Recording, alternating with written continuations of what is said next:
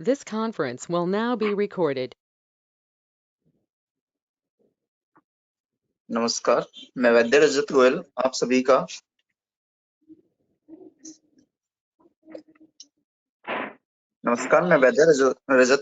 सभी का आज से शुरू होने वाली यात्रा में स्वागत करता हूं। हमारी यह यात्रा फायदेमंद रहेगी, इसका मुझे पूर्ण विश्वास है और यह आपके लिए कितनी फायदेमंद रहेगी, इसका जवाब आप इस यात्रा के पूर्ण होने पर दीजिएगा। यात्रा की शुरुआत करने से पहले मैं आप सभी को आज के मार्गदर्शक का परिचय कराना चाहूंगा। हमारे आज के वक्ता वैद्य ऋषिकेश मैत्रेय सर जी हैं। सर ने बीएमएस अष्टांग आयुर्वेद महाविद्यालय पुणे यूनिवर्सिटी से की।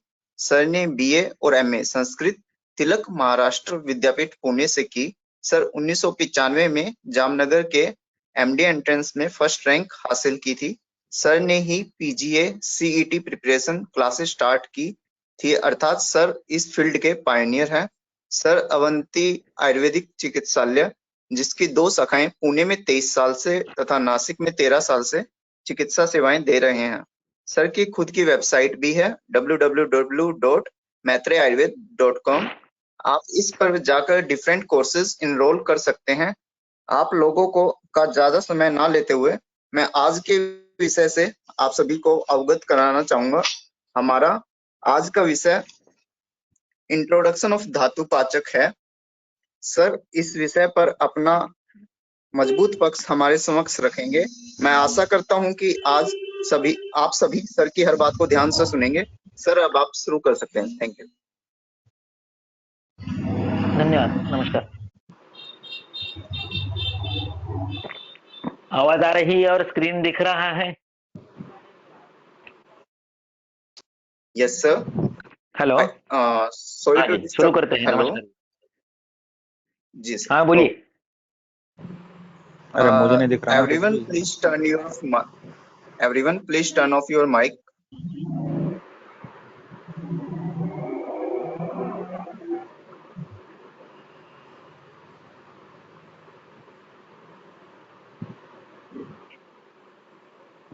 जी सर, स्टार्ट कीजिए सर।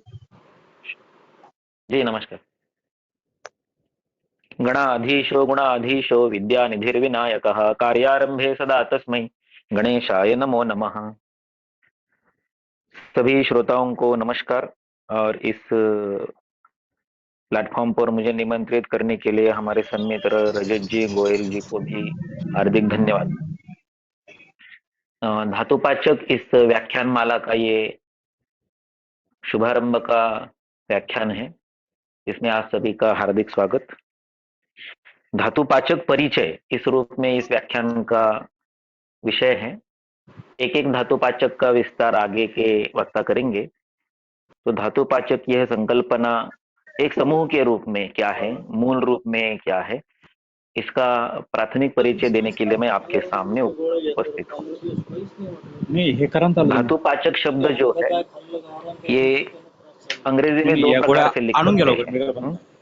धातु पाचक यानी ए डबल करके उसका दीर्घ और पाचक में ए डबल करके उसका दीर्घ। लेकिन जो ओरिजिनल इंग्लिश डायक्रिटिक मार्क्स होते हैं उसमें धातु पाचक का स्पेलिंग आप अगर देखेंगे तो च का उच्चारण जो है वो CH न होके CA इतना ही होता है। अगर आप आपकी चरक संहिता देखेंगे तो उसके फर्स्ट पेज पे भी चरक संहिता का स्पेलिंग CARAK ऐसे होता है। तो ये डायक्रिटिक्स मार्क्स में क्या होता है कि संस्कृत शब्दों का उच्चारण कभी भी स्खलित नहीं होता है, अस्खलित होता है। इसलिए मैंने तीनों रूप में आपके सामने उसको लिख के दिखाया है। अस्तु, विषय शुरू करने से पहले कुछ मेरी मर्यादाओं को मैं स्वीकार करता हूं कि I know all my limitations, I do accept all those limitations. I am here not as a guest speaker और expert, just as a well wisher friend, जिसे हिंदी में हम कल्याण मित्र संवाद कहेंगे। इस रूप में एक संवाद के लिए मैं आपके सामने उपस्थित हूँ, न कि कोई बड़ा ज्ञान आपको देने के लिए। एक मित्र के रूप में मेरे कुछ विचार मैं आपके सामने रखूंगा। अगर हम धातुपाचक नाम के चिकित्सकीय व्यवहार में जिसका बहुशः प्रयोग होता है उसका परिचय जानने के लिए यहाँ पर उपस्थित है, तो उस क्लिनिकल, उस चिकित्सकीय, उस ट्रीटमेंट लेवल का, एप्लीकेशन लेवल का उपयोग कहाँ तक हो सकता है, इसका एक ग्लिम्स, इसका एक आपके सामने उदाहरण प्रस्तुत करना अच्छा रहेगा। इस दृष्टि से मैं पहले कुछ केस आपके सामने रखता हूं और उसके बाद धातुपाचक संकल्पना ग्रंथों में क्या है उसको विशद करने के बाद इन केसेस में धातुपाचकों का कैसे महत्व रहा ये आपके सामने फिर से रखने का प्रयास करूंगा, जैसे भी समय अनुमति दे वैसे। तो आप ये देखिए कि ये दो रिपोर्ट मैंने आपके सामने रखे हैं, आपको शायद दिखाई दे रहे हैं ऐसा मैं समझता हूँ, या फिर थोड़ा झूम करके देखेंगे। तो ये 31 अक्टूबर से लेके 6 अप्रैल तक का ट्रीटमेंट का ये ब्यौरा है। ये एजोस्पर्मिक पेशेंट है, हाँ, आप देख सकते हैं इधर ये 0 स्पर्म काउंट है, हाँ, नील नील लिखा है, हाँ, और मोटिलिटी भी 0 है ऑफ कोर्स क्योंकि स्पर्म ही नहीं है। 5 महीने के ट्रीटमेंट में 2 महीने का गैप था, पेशेंट आया ही नहीं, तो कुल मिला के ट्रीटमेंट जो है वो 3 महीने की है। और यहाँ पर आप देख सकते हैं कि स्पर्म काउंट जो है बहुत कम है, लेकिन है एजोस्पर्मिया से ओलिगोस्पर्मिया तक आना, न से है तक आना, अभाव से भाव तक आना, यह भी शुक्र जैसी गंभीर धातु के लिए, अंतिम धातु के लिए, असाध्यतम धातु के लिए ये बहुत ही उत्साहवर्धक रिजल्ट है। और उसकी मोटिलिटी देखिए कि उसकी मोटिलिटी जो है, अगर आप इस कॉर्नर में देखेंगे राइट कॉर्नर में इन्होंने लिखा है कि it is sufficient for IUI। अगर उसको आर्टिफिशियल तरीके से प्रेगनेंसी रखनी है तो अभी ये स्पर्म जो है ये उस दृष्टि से यांत्रिक गर्भाधान की दृष्टि से उपयोगी है। अस्तु, बताने का उद्देश्य यही है कि शुक्र जैसे अंतिम धातु, गंभीर धातु, असाध्यतम धातु पर भी इस प्रकार की ट्रीटमेंट का उपयोग बहुत जल्दी, 5 महीना कोई बहुत बड़ा समय नहीं है एजोस्पर्मिक पेशेंट की दृष्टि से। 26 साल की उम्र में उसकी मानसिक स्थिति क्या हुई होगी, आप भली बात उसको भाप सकते हैं। ये दूसरा है जो मेद धातु, आप इसे समझिए या मांस धातु समझिए। स्थौल्य, ओबेसिटी एक बहुत ही भावनात्मक और हॉट सब्जेक्ट समाज में होता है कि हर एक को लगता है कि मेरा वेट जो है वो कम होना चाहिए, स्लिम होना चाहिए, विशेषता स्त्रियों में। तो एक ऐसी एक स्त्री रुग्णा का ये भेजा हुआ व्हाट्सएप मैसेज है, आप देख सकते हैं, स्क्रीनशॉट है ये, कि मेरा वेट 7 किलो कम हो गया 1 महीने में और मुझे और भी कम करना है। और साइज की दृष्टि से देखिए, क्योंकि मैं केजी लॉस को इतना महत्व नहीं देता हूँ, मेरी दृष्टि से इंच लॉस बहुत महत्वपूर्ण। केजी लॉस में क्या होता है, माउस और मेद यानी दोनों धातुओं का क्षरण हो सकता है, हाँ, क्योंकि वजन दोनों को है, दोनों पृथ्वी प्रधान है, मेद पृथ्वी जल प्रधान है और मांस पृथ्वी प्रधान है। तो जब भार कम हो जाता है तो क्या होता है कि मांस का क्षय, मसल वेस्टिंग, प्रोटीन लॉस होने की संभावना होती है, जो बलक्षीणता की ओर, अपतर्पण की ओर, माल न्यूट्रिशन की ओर इंगित करता है। इसलिए मेरा मानना है कि इंच कम होने चाहिए। और इंच कहाँ के कम होने चाहिए, स्पिक्स तनोदर लंबनम, उधर टमी की साइज कम होनी चाहिए, वेस्ट कम होना चाहिए, सीट कम होना चाहिए, थाई जो एक दूसरे को रब करते हैं चलते समय स्त्रियों में, बड़ा इरिटेटिंग होता है, वो कम होनी चाहिए, डबल चिन कम होनी चाहिए। तो जो लूज वेट कम होता है तो उसको इंचेस में गिनना ज्यादा अच्छा होता है, तो मैं इंच लॉस को बहुत महत्व देता हूँ। इसलिए उसने क्या लिखा देखिए, my size converted from XXL to L, so she is now aiming that she should go to M size, medium size. तो इस तरह से मेद धातु जो है उस पर भी भली भांति उपयोग जो है वो चिकित्सा से हो सकता है। हम ये क्लेम करते हैं कि 1 महीने में 10% तक अप टू 10% इंच लॉस और वेट लॉस संभव है, अगर आप उचित प्रकार से औषध, अन्न और विहार, दी हुई ट्रीटमेंट, बताया हुआ आहार नियोजन और व्यायाम का अनुसरण करेंगे तो। क्योंकि चरक भी कहता है कि व्यायामम, व्यवायम, प्रजागरम, चिंतन, इनका क्रमशः वर्धन करें। इसमें से व्यवाय, प्रजागर और चिंतन, इनका वर्धन करना या पेशेंट को कहना, ये आज की सामाजिक स्थिति में संभव नहीं है। हम व्यायाम पर जोर दे सकते हैं। तो व्यायाम अर्थात विहार, आहार नियंत्रण और औषध, इस तरह से औषधान्न विहार नाम से इसका आपको रिजल्ट इस तरह से आ सकता है। ये और एक सेंसिटिव विषय होता है सभी में, हाँ, तरुण वर्ग में होता है, स्त्रियों में होता है, जवान पुरुषों में होता है। हर एक को लगता है कि मेरे बाल घने, लंबे, मजबूत वैसे होने चाहिए, है ना। तो ये देखिए पेशेंट है, ये 24 साल का लड़का है, इंजीनियरिंग के एग्जाम पास करके इंटरव्यू दे रहा है। और ये इसकी बाल की परिस्थिति ऐसी है, 15 अगस्त को आया था पिछले साल। आप बोलेंगे यार 15 अगस्त को तो अभी 4 दिन बाकी, आप कहाँ से डेट डाल दिए। तो ये पिछले साल का पेशेंट है, 15 अगस्त को इसके बाल ऐसे थे, फिर 1 महीने की ट्रीटमेंट 12 सितंबर को ये ऐसे हो गए, और 1 महीने की ट्रीटमेंट यानी 10 अक्टूबर को, जरा झूम करता हूँ इसको, ये 10 अक्टूबर का है, ये फिर से उसके जैसे बाल थे वैसे घने बाल पुनश्च प्रस्थापित हो गए। और ये मेरी क्लिनिक का ही फोटो है, बैकग्राउंड देखेंगे तो ये क्लिनिक का ही सारा मेरा फोटो है ये।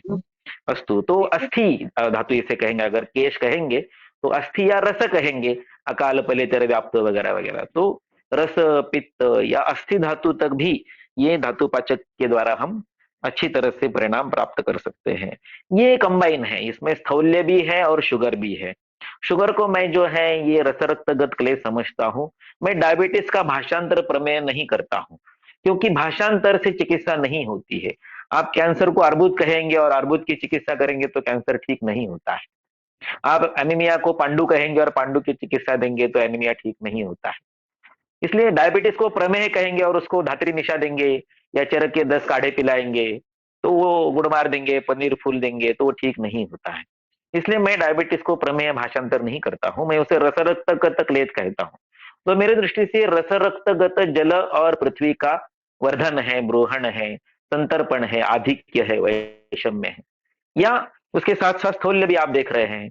तो मांस में ये दोनों धातु भी उसमें बढ़े हुए हैं, जिसको हम अबद्ध मांस या बहुद्रव श्लेष्मा या मेद की प्राधान्यता ऐसे कहेंगे। तो रस रक्त मांस मेद, ये जो प्रथम 4 धातु है जो प्रायः पृथ्वी जल प्रधान है, ऐसे 4 धातुओं की विकृति है। आप देखेंगे कि 4 मई को इस पेशेंट की फास्टिंग 214 पीपी 348 और वजन 88 किलो था। उसमें हर 14 दिन का ब्यौरा रखा है। और 29 जून को यानी एग्जैक्टली 2 महीने के बाद, यानी 2 मंथ्स के बाद, 8 वीक के बाद इसकी स्थिति 90 118 फास्टिंग पीपी जो बहुत ही नॉर्मल है, और 12 किलो वेट लॉस है, 76 तक ही आ गया, पूरी इसकी टमी चली गई। जिस दिन आया था कोरोना के काल में आया था मस्कत से, मस्कत में उसकी नौकरी छूट गई थी कोरोना के काल में, फिर यहाँ पर भारत में आया था और चिकित्सा के लिए पहुंचा। मैंने उससे पहले दिन बोला यार आपका वजन देखिए कितना है, तो बोला साहब टमी इतनी है कि ऊपर से टमी बीच में आ रही है तो नीचे डिजिट कितने दिखाई नहीं दे रहे। और जिस दिन 76 किलो हो गया, बड़ा लंबा चौड़ा आदमी है, 6 फीट तक अच्छी हाइट है, तो 6 फीट यानी जितने इंच उतने किलो अगर हम मान के चलेंगे तो 5'11" के आदमी की जो वजन है वो 71-72 तक होना चाहिए। तो ये 76 तक आके फिर मस्कत वापिस चला गया, और उसका HbA1c पहले जब आया था तो 11.2 था, जब वापिस गया तो 6.2 था। वहां पर जाने के बाद मुझे बोला साहब गोलियां बंद है, अपनी भी मॉडर्न की भी सारी, और आज मैं श्रीखंड खाया हूँ, और श्रीखंड खाने के 2 घंटे के बाद मेरी पीपी शुगर जो है वो 115 है। तो वी क्लेम दैट इन 105 दिन हम आपके डायबिटीज को 5.4 तक लेके आकर मॉडर्न की और आयुर्वेद की दवा दोनों बंद करके आपको लाइफ टाइम HbA1c 5.4 तक रख सकते हैं। ये चिकित्सा का कौशल्य, ये चिकित्सा का जो सामर्थ्य है, ये इन धातुपाचक कषायों के माध्यम से मैं आप तक पहुंचाना चाहता हूं। फिर ये एक और है, ये MBBS है, MD गायनेकोलॉजिस्ट है, इनकी पत्नी MBBS है, MD एनेस्थेसिस्ट है, दोनों की बड़ी अच्छी प्रैक्टिस है, दोनों औरंगाबाद में हॉस्पिटल चलाते हैं गायनेक का। और इनकी 12 साल से शुगर 250 के ऊपर रहती थी हमेशा।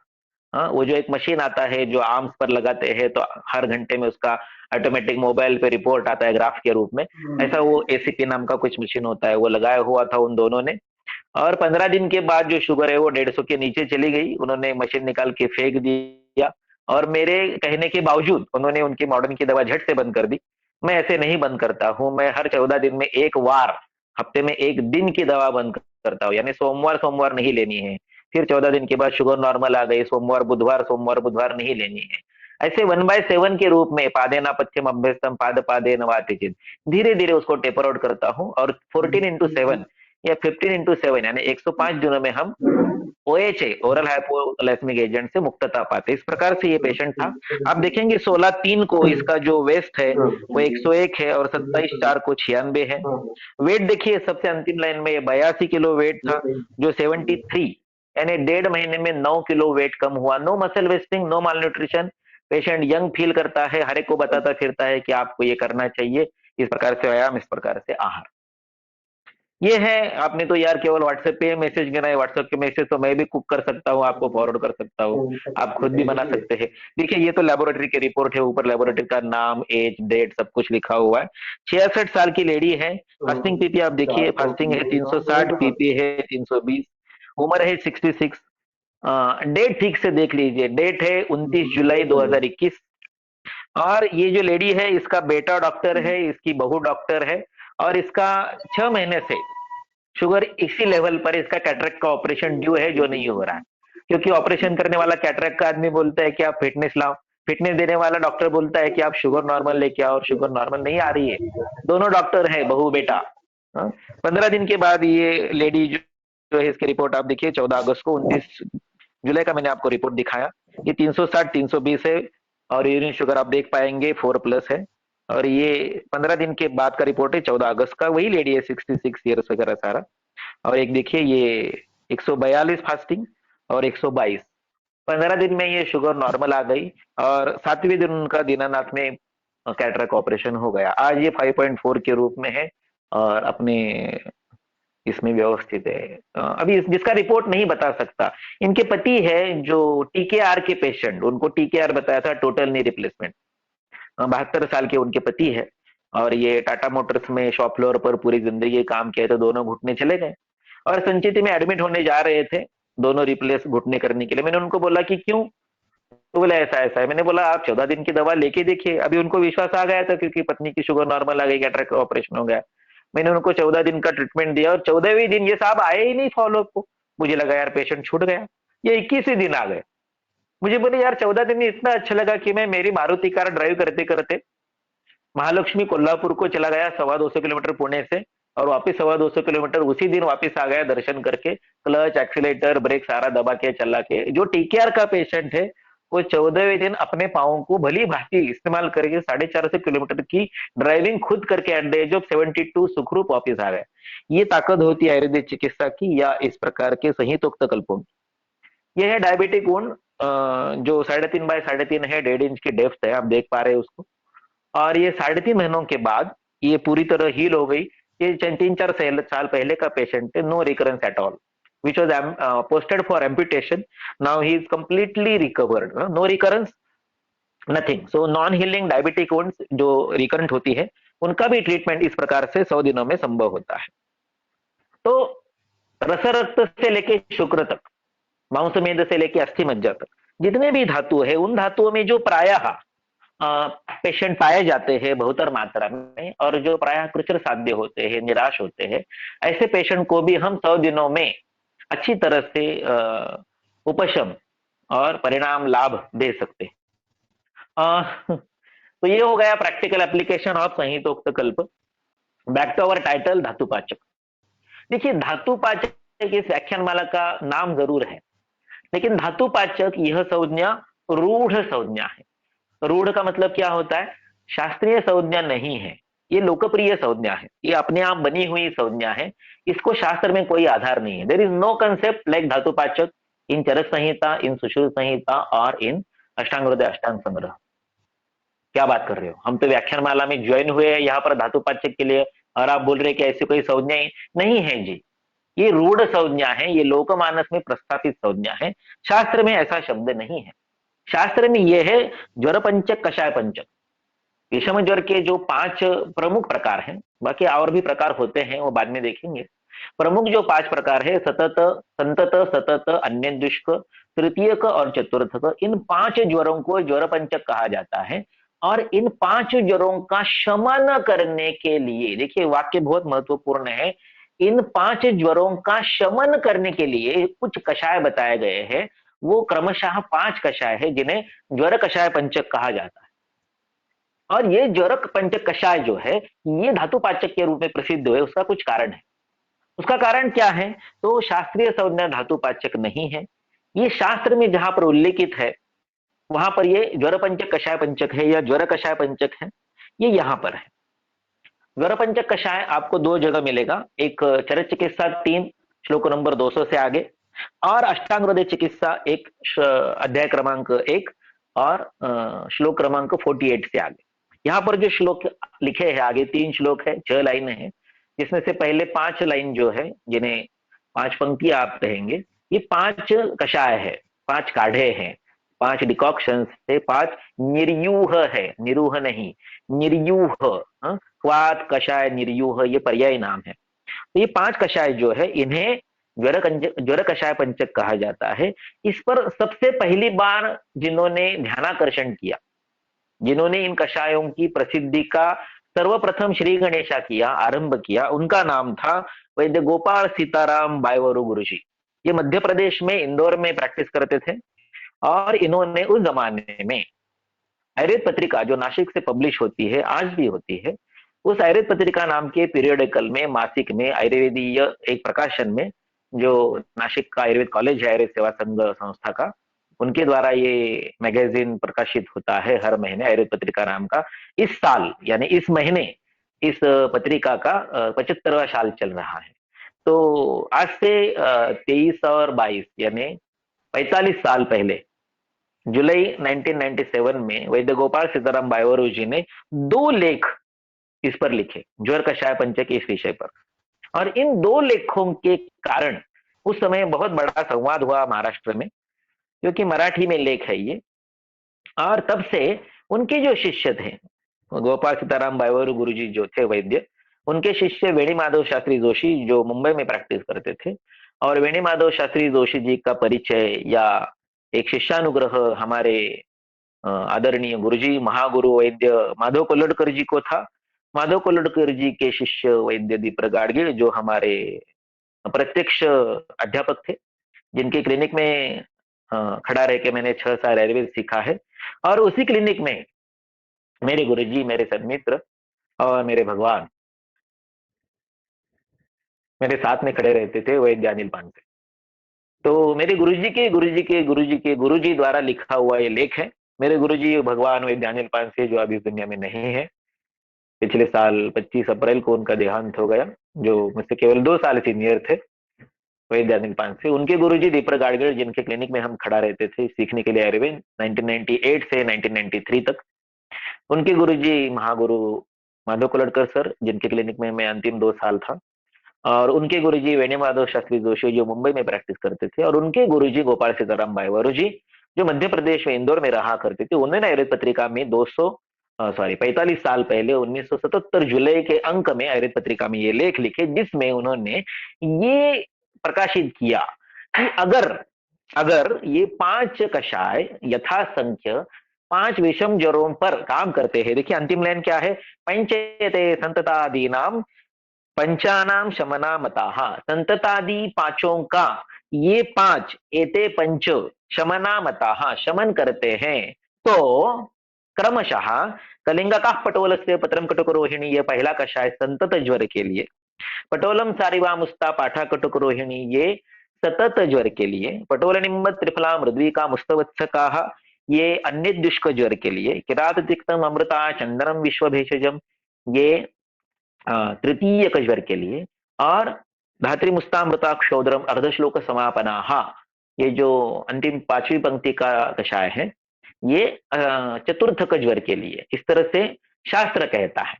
शास्त्र ये भी कहता है कि संतत जो है ये रसाश्रित है, सतत जो है ये रक्ताश्रित है, दोषो रक्ताश्रय प्राप्य करोति सततम ज्वरम।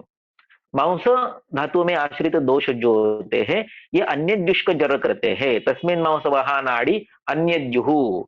और तृतीय का ज्वर जो है ये मेदो धातु में और अस्थि मज्जागत जो दोष होते हैं ये चतुर्थ का ज्वर करते हैं।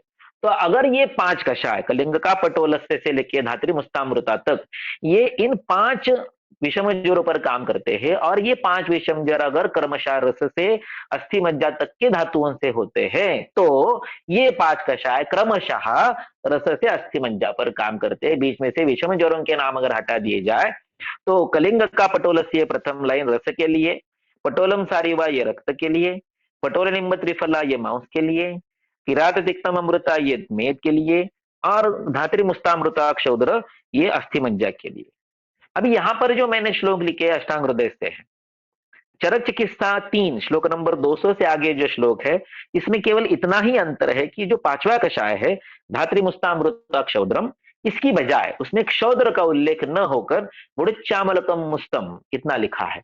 तो केवल वनस्पति द्रव्यों का उल्लेख है, क्षौद्र का उल्लेख नहीं है। और वैसे भी क्षौद्र आप कषाय में उबाल नहीं सकते। इसका अर्थ इतना ही होता है कि मुड़चामलकम मुस्तम या धात्री मुस्तामृता अर्थात आमल की गुड़ुची और मुस्ता इनका कषाय बनाकर वो जब ठंडा हो जाएगा तब आप उसमें क्षौद्र मिलाएंगे अष्टांग हृदय की दृष्टि से। किंतु गोपाल सीताराम बायवारू जी जो थे ये अष्टांग हृदय के आधार पर लेख लिखे हैं, उन्होंने जो रेफरेंसेस दिए हैं वो अष्टांग हृदय से है। अस्तु, क्योंकि महाराष्ट्र में प्रायः वाग्भट का प्रचलन अधिक है, पंचकर्म महर्षि जो है प्रताप जोशी ये भी अष्टांग हृदय का ही अनुनय करते हैं, और ब्रह्म गोगटे जो पंचकर्म के महर्षि नाना जोशी के भी गुरुजी थे, ये भी अष्टांग हृदय का ही अनुनय करते हैं, और हम सारे तो वाग्भटीय ही है, आई प्रैक्टिस वाग्भट। अस्तु, तो क्या इतना ही है संतत रस इनका संबंध? देखिए, विषम ज्वर और धातुओं का संबंध जरूर है।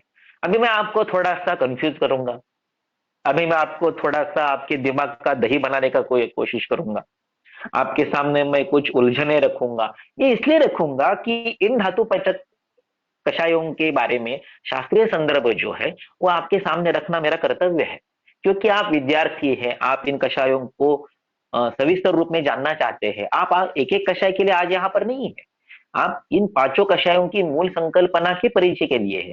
तो इसका जो परीक्षण है, परीक्षण का अर्थ एग्जामिनेशन नहीं, परितः ईक्षणम, इन कषायों को हम सभी ओर से देखेंगे, इसलिए मैं आगे के संदर्भ आपके सामने रखूंगा। हाँ, यद्यपि आपको ये लग सकता है कि मैं आपको कंफ्यूज कर रहा हूं, मैं आपके दिमाग का दही बना रहा हूं, मैं आपको ब्रेन को ड्रिल कर रहा हूं, ऐसा लगेगा, लेकिन आपकी सदसद विवेक बुद्धि, आपका सारा सार विचार आपको निश्चित रूप के निर्णय तक ले जाएगा। देखिए, अब अगर हम ये कहेंगे कि विषम ज्वर रसादि में होते हैं, तो क्या ये रसगत रक्तगत इस प्रकार के ज्वर है? नहीं, चरक में रसगत रक्तगत इनके ज्वरों के अलग लक्षण और उनकी अलग चिकित्सा दी है। कैसे? ऐसे, ज्वरे रसस्थे वमनम उपवासंच कारयेत्, सेक प्रदेह रक्तस्थे तथा संशमनानि च, विरेचनम स उपवासम मांसमेद स्थिते हितम, अस्थिमज्जगते देया निरुहस्तानुवासनाः। इसमें एक भी द्रव्य औषधि द्रव्य नहीं है, ये उपचार प्रक्रियाएं हैं कि रसगत ज्वर में वमन और उपवास करे, रक्तगत ज्वर में सेक प्रदेह ये बाह्य उपचार है, संशमन करे, मांसमेद में विरेचन ये पंचकर्म है, उपवास ये फिर से अद्रव्य चिकित्सा है, अस्थि मज्जागत में द्रव्य चिकित्सा दी नहीं, निरूहानुवासन दे दे, यानी मुख से देने का कषाय का कोई विधान नहीं है। किंतु विषम ज्वरों को हम धातुगत ज्वर नहीं कह सकते, धातुगत ज्वरों के लक्षण अलग दिए हैं और धातुगत ज्वरों की चिकित्सा भी अलग दी है, धातुगत ज्वरों की साध्यता भी अलग है। धातुगत ज्वरों की साध्यता क्या है? रस रक्ताश्रित साध्य मांसमेदो गतश्च, यहाँ पहले चार साध्य है, रस रक्ताश्रित साध्य मांसमेदो गतश्च, यहाँ अस्थि मज्जागतः कृच्छ्रः, आज भी अस्थि मज्जा की व्याधि जो है कृच्छ्र है, और शुक्रस्थो नैव सिद्ध्यति, शुक्रगत व्याधि सिद्ध नहीं होते, असाध्य होते हैं। आज भी आप देखिए कि अस्थि मज्जा की व्याधि जो है वो कृच्छ्र है, और ये ज्वर की साध्य असाध्यता है, लेकिन ज्वर जो है ये रोग का पर्यायवाचक शब्द है, रोग पापा ज्वरो व्याधिर विकारो दुख मामया, यक्ष्मातंक गदा बाधा शब्द पर्यायवाचिनः। अष्टांग हृदय निदान स्थान श्लोक अध्याय 1 श्लोक क्रमांक 1 निदान स्थान के प्रारंभ के श्लोक में रोग पापमा ज्वरो, रोग का पर्याय नाम ज्वर है, इसलिए प्रायः ज्वर की साध्य साध्यता सभी रोगों में लागू होती है। अस्तु, तो यद्यपि विषम ज्वरों का संबंध बायवारू जी ने धातुओं के साथ लगाने का प्रयास करके उन 5 कषायों को इन धातुगामित्व के रूप में प्रस्थापित करने का यशस्वी प्रयास किया, किंतु शास्त्र ऐसे नहीं कहता। शास्त्र कहता है कि धातुगत ज्वर अलग है, धातुगत ज्वरों की चिकित्सा अलग है। किंतु ठीक है, जो संतत ज्वर है वो रस में होता है, सतत ज्वर रक्त में होता है, और उन ज्वरों को अगर ये कषाय शमन करते हैं तो ये कषाय वहां तक जाते हैं, इस दृष्टि से गामित्व के रूप में कि हमें उस धातु तक पहुंचने का जो रास्ता है। ट्रोजन हॉर्स विभीषण, रावण की मृत्यु का रहस्य किसने बताया? विभीषण ने बताया, घर का भेदी लंका ढाए। वैसे ट्रोजन हॉर्स, एक किले को पूरा का पूरा सीज लगाया गया था, चारों ओर से लोग आक्रमण करने वाले बैठे हुए थे, लेकिन अंदर जाने का रास्ता नहीं। तो उन्होंने क्या किया, एक घोड़े को सजाया, लकड़ी का घोड़ा बनाया, उसको सजाया, उस पर जवाहरात रत्न वगैरह जड़ दिए, और वो रात में किले के दरवाजे के मुख्य दरवाजे के सामने रख दिया। वहां पर जो पहरेदार सैनिक थे उनको बड़ा मोह हुआ, इसलिए उन्होंने वो लकड़ी का घोड़ा जो था, सोने से रदा हुआ, रत्नों से जड़ा हुआ, अतिशय मौल्यवान घोड़ा लकड़ी का था, उसको दरवाजा खोल के अंदर ले गए और दरवाजा बंद किए। रात का समय था, घोड़ा अंदर ले लिया, लकड़ी का घोड़ा था, सो गए। घोड़े के पेट में दो सैनिक छुपे हुए थे शत्रु के, वो घोड़े का पेट ओपन करके बाहर आ गए, दरवाजा खोल दिए, बाहर का पूरा जो आक्रमण करने वाला शत्रु का सैन्य था अंदर घुस गया और किला जो है वो परास्त हो गया। इसे कहते हैं ट्रोजन हॉर्स। तो ये ट्रोजन हॉर्स है, ये जो कषाय है, अगर ये उस विषम ज्वर को शमन करने की क्षमता रखते हैं तो उस विषम ज्वर का जो अधिष्ठान है उस धातु तक जाए बिना वो कैसे उसको शमन करेंगे। तो सर्वगतत्वा सरसरत्वा च दोष प्रकोपन प्रशमनानाम, ये चोरक विमान स्थान स्रोतस विमान का जो शब्द है उसके अनुसार गामित्व, सर्वसरत्व, सर्वगामित्व ये जो है ये इस धातुपाचक नाम के रूढ़ संज्ञा का आधार है। अस्तु, अभी मैं कुछ और बताऊंगा कि विषम ज्वरों का अधिष्ठान रस रक्त वगैरह है, एक संदर्भ जरूर है, किंतु सुश्रुत कहते हैं कि सतत नाम का जो ज्वर है, संतत की बात नहीं करेंगे, सतत ज्वर जो रक्त में कहा गया है वो तो आमाशयस्थ दोषों के कारण होता है। अन्य दुष्क ज्वर जो है ये उरोगत दोष जब नीचे आमाशय में आते हैं तो होता है, उर से आमाशय आने के लिए उनको एक दिन लगता है, इसलिए अन्य दुष्क ज्वर जो है वो दिन में एक बार होता है। तृतीय का ज्वर जो है ये कंठस्थित दोषों से होता है, इसलिए कंठ से उर से आमाशय आने के लिए उसको 2 दिन लगते हैं, इसलिए अन्य दुष्क ज्वर जो तृतीय का ज्वर जो है वो एक दिन छोड़कर होता है। और चतुर्थ का ज्वर जो है ये शिरोगत दोषों से होता है, इसलिए शिर से कंठ, कंठ से उर से आमाशय में आने के लिए उसको 4 दिन लगते हैं, इसलिए हर चौथे दिन 2 दिन बीच में छोड़कर, यानी सोमवार को ज्वर आया तो मंगलवार बुधवार को नहीं आएगा, गुरुवार को आएगा, ऐसे हर चौथे दिन ज्वर आता है, इसलिए चतुर्थक ज्वर का अधिष्ठान शिर है। और संतत की क्या व्यवस्था है, जितने कफ स्थान है आमाशय, उर, कंठ, शिर और संधि, इन सभी श्लेष्म स्थानों में जब दोष रहते हैं तब सतत नहीं अपि संतत निष्प्रत्यनिक विदाउट एनी गैप कंटिन्यूअस ज्वर होता है। तो संतत ज्वर रसस्थ नहीं है अपितु सर्व श्लेष्म धातु श्लेष्म स्थानगत है। तो एक श्लेष्म स्थान रह गया संधि, तो संधिगत ज्वर का नाम है प्रलेपक, जो राजयक्ष्मा में होता है। और आपको पता है कि राजयक्ष्मा में सभी दोष, सभी धातु, सब कुछ प्रकोपित हो जाता है, दुष्ट हो जाता है, क्षीण हो जाता है, विगुण हो जाता है ना।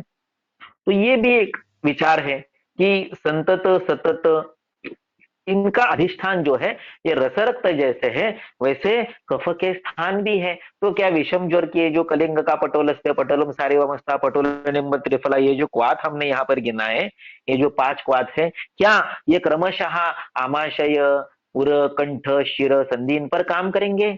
ऐसा भी हो सकता है, क्योंकि अगर रसरक्त पर वो काम करते आश्रय स्थान पर तो इन पर भी काम करना चाहिए, ऐसे मान सकते हैं एक हाइपोथेटिकली, है ना। तो विषम ज्वर के जैसे धातुगत आश्रय है वैसे विषम ज्वर के श्लेष्म स्थान के रूप में भी आश्रय है। अस्तु, तो क्या सतत का स्थान रक्त है? हाँ, दोषो रक्ताश्रय प्राप्य करोति सततम ज्वरम, ऐसे वाक्य है चरक में। लेकिन चरक ये भी लिखता है आगे, वो देखेंगे क्या लिखता है, क्या अन्य दुष्क का आश्रय मांस है? लेकिन ये भी लिखा गया है अन्य दुष्कम ज्वरो दोषो रुद्वा मेदो वहां। क्या तृतीय ज्वर का अधिष्ठान मेद है? नहीं, दोषोस्थि मध्य को कुरिया तृतीय को चतुर्थ को। फिर और भी लिखा है अन्य दुष्को जरम कुरिया अपि संश्रुत्य शोणितम, आपने तो दूसरी पंक्ति में लिखा अन्य दुष्क ज्वर मांस में होता है, अभी आप कह रहे हैं कि अन्य दुष्क ज्वर रक्त में होता है। मांस स्रोतों से अनुगतो जनयति तृतीय कम, अभी आपने कहा तृतीय का ज्वर मेद में होता है, अब कह रहे हो मांस में होता है। चतुर्थक मज्जा में होता है, आपने लिखा संश्रितो मेदत्व मार्गम दोषश्चापि चतुर्थकम। यानी विषम ज्वरों के जो 5 नाम है संतत, सतत, अन्य दुष्ट और चतुर्थक, ये रसरक्त मांस मेद अस्थि मज्जा में ही क्रमशः होते, ऐसा नहीं, अपितु पूर्वापर धातुओं में भी अगर आश्रय हो तो भी वो ज्वर हो सकता है। यानी उस विषम ज्वर का अधिष्ठान अमुक ही धातु है ऐसे सुनिश्चित नहीं है, वैकल्पिक है, एकांतिक नहीं है, अनैकांतिक है। तो ये भी देखिए, मैं मेरे मन से कुछ नहीं कहूंगा, मैं कपोल कल्पित बातें नहीं कहता हूं, ये मैं नहीं कहता किताबों में लिखा है यारो, है ना। जो किताबों में है मैं बोल रहा हूँ, जो ग्रंथोक्त है वो न मात्रा मात्रम अप्यत्र किंचित आगम वर्जितम, मी मनाचे श्लोक सांगत नाही, अपने मन की बातें कुछ नहीं, मैं मनगढ़ंत चीजें नहीं बोलता हूँ, मैं आगम के बिना बात नहीं करता हूँ। ये सारे संदर्भ चरक के ही है जो मैंने आपके सामने रखे। अस्तु, किंतु किंतु यद्यपि विषम ज्वरों का अधिष्ठान रस रक्त मांस है, ऐसा संदर्भ है। विषम ज्वरों का अधिष्ठान कफ स्थान है, ऐसा संदर्भ है। विषम ज्वरों का अधिष्ठान रस रक्त क्रमशान होकर पूर्वापर धातु हो सकता है, ऐसा संदर्भ है। विष धातुगत ज्वर नाम का अलग, रसगत रक्तगत ज्वरों का उल्लेख, उनकी चिकित्सा, उनकी साध्यता भी दी गई है। फिर भी अगर ये पांच क्वार कलिंग का पटोल से लेके धात्री मुस्तामृता तक, ये जो पांच कषाय हैं, अगर ये इन पांच विषम ज्वरों का शमन करते हैं, तो क्रिया सौकर्य के लिए, व्यवहार की सुलभता के लिए, सुगम सुबोधता के लिए, प्रैक्टिकल एप्लीकेशन के लिए हम ये अध्यारोप करके चलेंगे, अभ्युपगम करके चलेंगे, मान के चलेंगे, एज्यूम करके चलेंगे, कंसिडर करके चलेंगे। हम ये आकलन की दृष्टि से स्वीकार करेंगे कि संतत रस में होता है, सतत रक्त में होता है, अन्य दुष्क मांस में होता है, तृतीय का मेद में होता है, चतुर्थ का अस्थि मज्जा में होता है, क्योंकि यही आज की रूढ़ी है। लोगों ने तो इन कषायों के टैबलेट बना लिए, इन कषायों के गोगुल बना लिए, इन कषायों की पिल्स यानी वटिया बना गए, इन कषायों के अरिष्ट यानी संधान के रूप में काढ़े आ गए। अभी जिनको लगता है कि रसपाचक रक्तपाचक किसी फार्मेसी ने बनाया है, तो लोगों ने इसका नाम कलिंगकादि, पटोलादि या फिर चतुर्थ का योग, तृतीय का योग ऐसे भी रखा है। देखिए, अगर मार्केट में खड़ा रहना है तो आपको उसी चीज को अन्य अन्य नामों में लाना पड़ता है। पैरासिटामोल कितने ब्रांड में मिलती है? कई ब्रांड में मिलती है ना। कालपोल भी वही है, डोलो भी वही है, कॉम्बिफ्लॉम भी वही है। वैसे इन कषायों का मार्केटिंग कैसे, क्योंकि किसी के अपनी मिल्कियत का तो है नहीं, किसी का इस पर स्वामित्व तो है नहीं ना, पेटेंट तो इसका नहीं ले सकते, है ना। इसलिए लोगों ने क्या किया, अगर आपने रक्तपाचक रसपाचक नाम से मार्केट में चलाया है तो मैं इसको संतत कषाय, सतत कषाय, अन्य दुष्क कषाय के रूप में, चतुर्थ को योग के रूप में चलाऊंगा। किसी ने इसको कलिंगकादि, पटोलादि के रूप में चलाया। इसे क्या कहते हैं? इसे कहते हैं रूढ़ी। रूढ़ी क्या होती है? रूढ़ी होती है लोक व्यवहार। लोक व्यवहार क्या होता है? प्रैक्टिस। इन प्रैक्टिस हम क्या सोचते हैं? भाड़ में जाए संदर्भ, किसको पड़ी है, चरक ने क्या कहा है, मेरे को तो ये मेरा पेशेंट ठीक होने को मांगता है, चाहे कषाय से हो या प्रवाल से हो, रसशास्त्र से हो या वैशेषिक कल्पना से हो, नेचुरोपैथी से हो या योग से हो, या मैं यहाँ से मंत्र मारू या कोई अंगारा फूंक दू, भस्म फूंक दू, है ना। किसी भी प्रकार से ये है ना कि प्रकार है ना, हमें पेशेंट को ठीक करना है। इसलिए रूढ़ी के रूप में आज ये मान्य है, प्रस्तापित है, लोक मान्य है कि संतत ये रस में है, इसलिए कलिंग का यह पहला काढ़ा रस धातु पर जाता है। पटोलम सारिवा मुस्ता ये दूसरा काढ़ा रक्त धातु पर जाता है। पटोल निम्ब त्रिफला ये तीसरा काढ़ा मांस पर काम करता है। किरात तिक्तकम अमृता ये चौथा काढ़ा मेद पर काम करता है। और धात्री मुस्तामृताक्षोदरम या गुड़ुच्चामलकम मुस्तम चरक की भाषा में ये अंतिम काढ़ा जो है ये अस्थि मज्जा पर काम करता है। ये रूढ़ी है, आई रिपीट, ये रूढ़ी है, ये लोक व्यवहार है, ये लोक मान्यता, ये प्रस्थापित मत है, ये शास्त्र नहीं है। क्यों नहीं है? उसके मैंने आपको संदर्भ दे दी। अस्तु, अब इनकी साध्यता क्या है? अगर धातु वही है ना, यद्यपि विषम ज्वर सन्निपात से होता है, उसकी साध्यता दशाह, सप्त, द्वादश वगैरह दी है, किंतु अगर हमने ये इस समय मान लिया है कि सतत रस में है वगैरह, तो इनकी साध्यता उन्हीं धातुओं के रूप में हम मानेंगे, क्योंकि ज्वर की साध्यता प्राय हम सभी रोगों में मान्य करते हैं और वो प्राय वैसी दिखती भी है। इसलिए रस रक्ता श्रितस्ताध्यो मांसमेदो गतश्चयः अस्थि मज्जागत कृच्छ शुक्रस्थो नैव सिद्ध्यति, ये प्रायः व्यवहार में हमें दिखाई देता है कि पेशेंट जितनी जल्दी आता है उतना जल्दी ठीक होता है, क्योंकि वो तब तक रस रक्त में है। जितना थोड़ा सा कालांतर चला जाता है वैसे वो मांस मेद में चला जाता है। इसलिए बीएसएल फास्टिंग पीपी बढ़ी हुई है। तो ये जो क्लेद है, ये जो शुगर है, ये पृथ्वी जल प्रधान भाव पदार्थ है, ये रस रक्त में है, अभी ये धातुओं में नहीं गया है। जिस समय ये क्लेद धातु में चला जाता है तो पूती मांस पिड़का प्रजायन्ते, मांस का पूती हो जाता है, मांस सड़ता है, नॉन हीलिंग रिकरेंट वुंड हो जाती है, गैंग्रीन की ओर चला जाता है, एम्पुटेशन की नौबत आती है। ये मांस मेदोगत है। और उसके आगे जब चला जाता है अस्थि मज्जागत होता है, क्योंकि न्यूरोलॉजिकल डिसीज है, आर्थरोलॉजिकल है, बोन के डिसीज है। तो आपको पता है कि कितना समय उसको लगता है। एक फ्रैक्चर हील होने के लिए आपको 21 दिन तक शांत बैठना पड़ता है, और न्यूरोलॉजिकल डिसीज है तो क्या कहना। और शुक्रस्थो नहीं वो सिद्धति, शुक्रगत रोग जो है, जो जेनेटिक है, जो जन्म के है, जो हेरिडिटरी के है, उनका क्या करेंगे। हाँ, उनको तो आपने देखा है कि ये प्राय असाध्य रहते हैं, याप्य रहते हैं। असाध्य के दो अर्थ होते हैं, प्रत्याक्षेय और याप्य। असाध्य यानी जिसका उपाय ही नहीं है, अनुपक्रम। दूसरा प्रकार होता है याप्य, यानी ठीक नहीं होंगे लेकिन आप इसको ठीक रख सकते हैं। तो याप्यत्व जो है ये हमारा स्कोप है। इसलिए मैं हमेशा कहता हूं कि कैंसर जो है ये शुक्रगत विकृति है। इसका एक अलग लेक्चर हमारा यूट्यूब पर है। आप जितने भी स्लाइड इस व्याख्यान में देख रहे हैं, इस हर स्लाइड के ऊपर हमारा डिजिटल प्रेजेंस जो है ये ऊपर लिखा हुआ है। यूट्यूब का लिंक दिया हुआ है, हमारी वेबसाइट का लिंक दिया हुआ है, ईमेल दिया हुआ है, मोबाइल नंबर दिया हुआ है।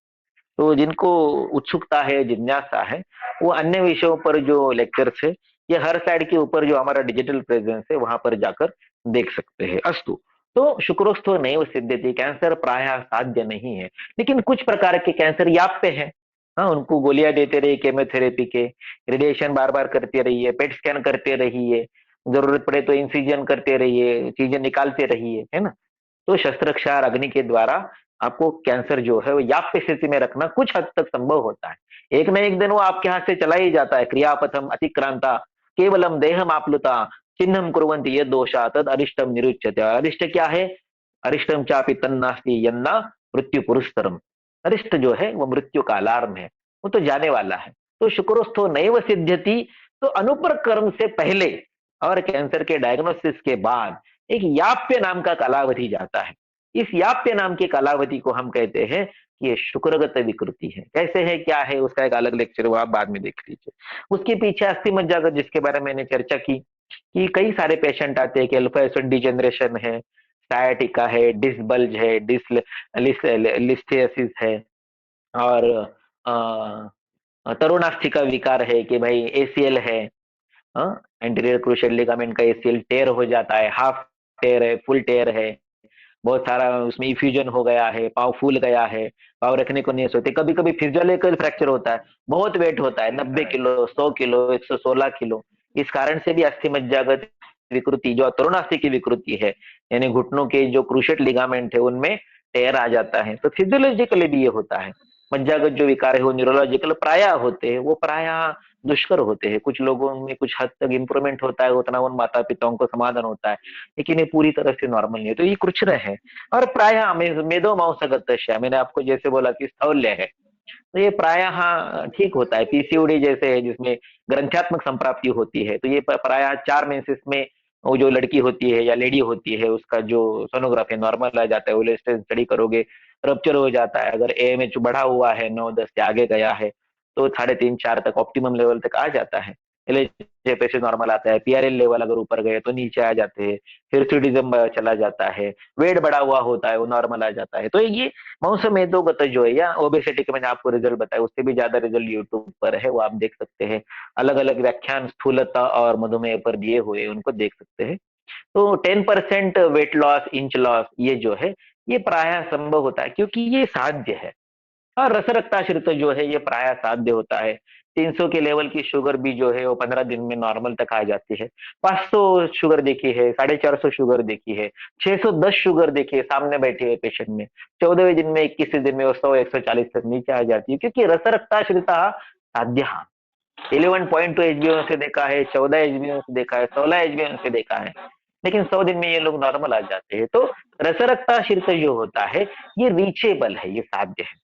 मौसमी तो गत भी रीचेबल है, लेकिन ये कालांतर है, उसको समय लगता है, 100 दिन का समय लगता है, 150 दिन का लगता है, 200 दिन का लगता है, डिपेंड्स ऑन HbA1c कितना है, शुगर कितनी ज्यादा है, आहार नियंत्रण कितना करने की संयम है, धैर्य है, व्यायाम करने की कितनी क्षमता है, सातत्य है, निरंतरता है, उस पर ये डिपेंड करता है कि इस प्रकार के रिजल्ट कैसे आएंगे। लेकिन अस्थि मज्जा, इसको समय लगता है। बहुत सारे अल्फा एसएनडी जनरेशन के पेशेंट है, 20 साल पहले ठीक किए हैं, आज भी ठीक है। ऐसा नहीं कि ठीक होता है और फिर से होता है, देयर इज नो रिकरेंस।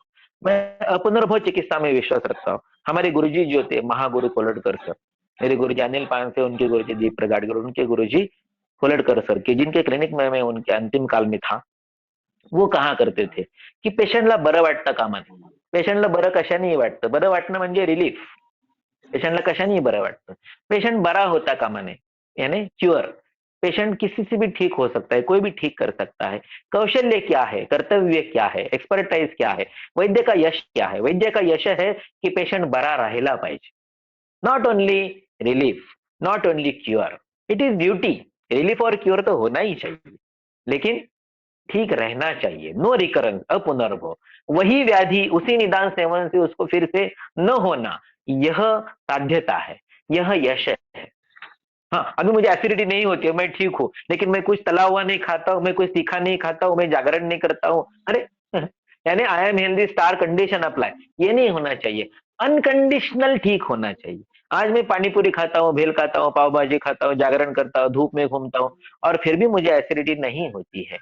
उन निदान सेवन से आपकी धातुओं पर फिर से उन दोषों का आक्रमण न होने पाए, इतना धातुओं का बल अच्छा होना चाहिए। समानाम चोप सेवनात् विषमानानुबंधन्ति जायन्ते धातवस्तमः। क्या है वैद्य का कर्म, क्या है कर्म? तद भिषजाम स्मृतम कथम शरीरे धातुओं वैषम्यम न भवेदिति।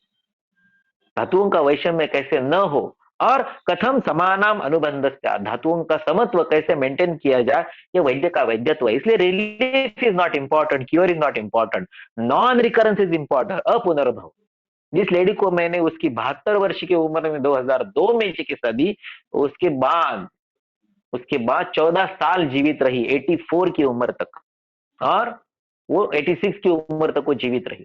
उसको अल्फा एस1 डिजेनरेशन सीवियर था, वो लेटी हुई थी, लेकिन वो ठीक हो गई, इतनी ठीक हो गई कि 42 दिनों के बाद उसको फिर से चिकित्सा देने की आवश्यकता उसके आगे की पूरी जिंदगी में कभी नहीं पड़ी। ऐसे 20-20 साल तक पेशेंट ठीक रहना, that is non recurrence and it is achievable by संहितोक्त कल्प। संहिताओं में जो लिखा है, अगर आप हेतुओं का और लक्षणों का अध्ययन, हेतुओं का और लक्षणों का आकलन संहिताओं से करते हो, तो आपको संहिताओं में लिखे हुए औषध स्कंद से पेशेंट को ठीक करने को आना ही चाहिए।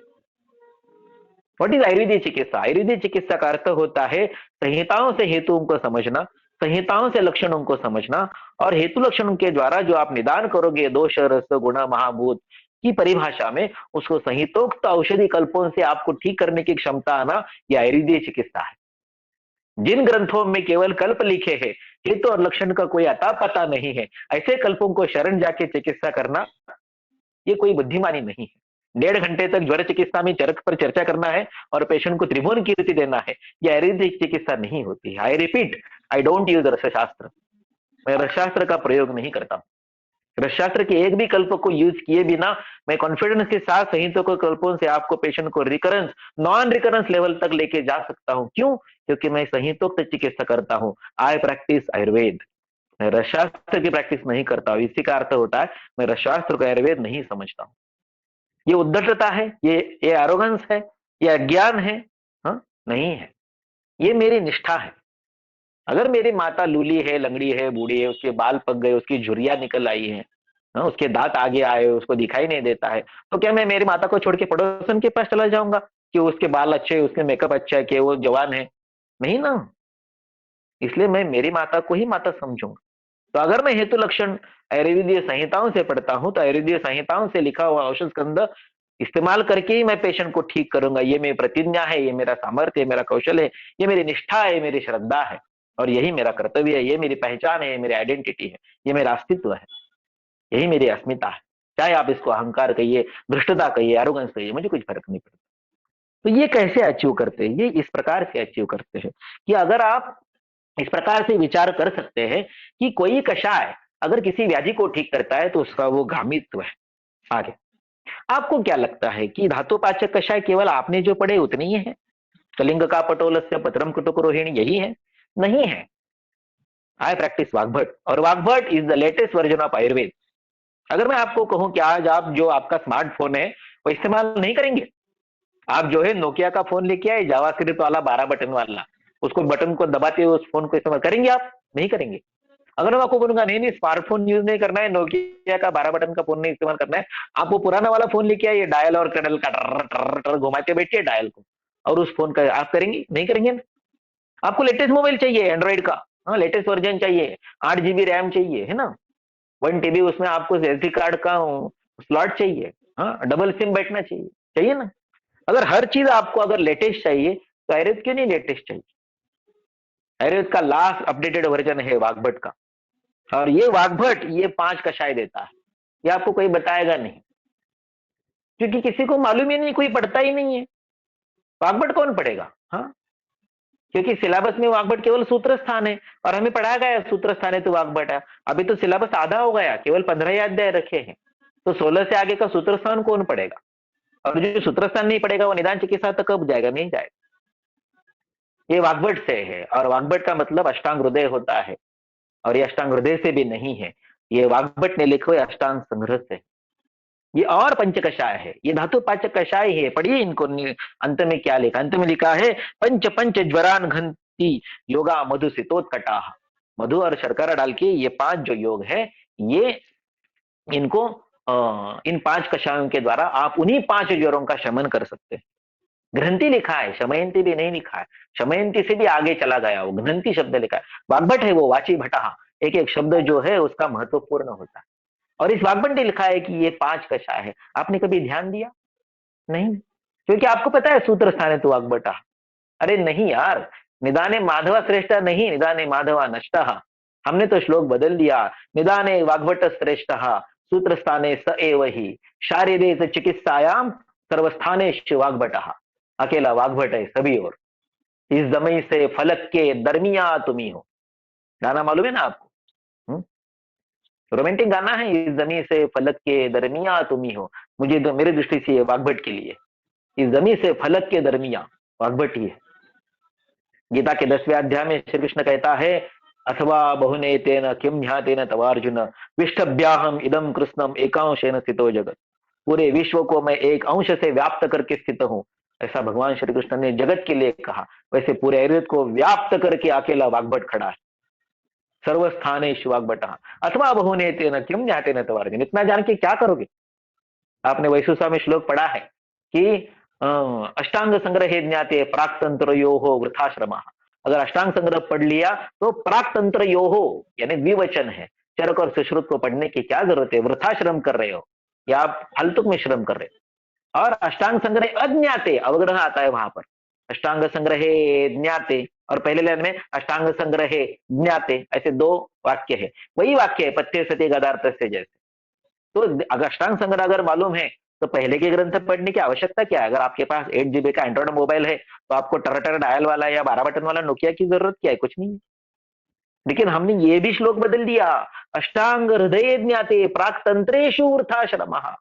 तंत्रेशु यानी बहुवचन, यानी तीनों, चरक सुश्रुत और संग्रह तीनों मत पढ़िए, अकेला वाग्भट काफी है। और इस वाग्भट के उन्हीं 5 कषायों पर बायोवारी जी ने जो लेख लिखा, उस धातुपाचक कषाय पर आज ये व्याख्यान माला आप सुन रहे हो। ये दृष्टि होती है।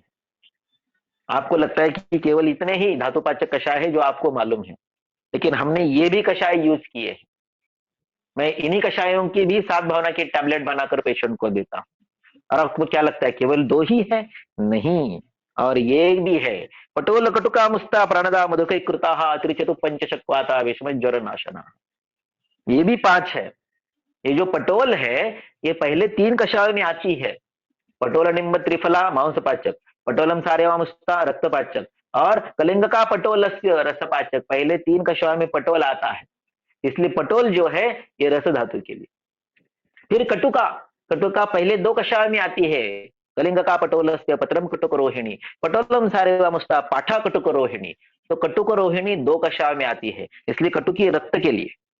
फिर मुस्ता, मुस्ता मांसपाचक कषाय में आता है, यानी पटोल निम्ब त्रिफला मृद्विका मुस्तवत्सका और धात्री मुस्तामृता में आता है। यानी मुस्ता का जो कार्यकाल है ये मांस से आगे अस्थि मज्जा तक है। और प्राणदा, प्राणदा क्या है? हरित की है। हरित की आत्यंतिक रुक्ष है, हरित की आत्यंतिक उष्ण है, हरित की अपतर्पण द्रव्य है, इसलिए अपतर्पित को हरित की नहीं देनी है ना।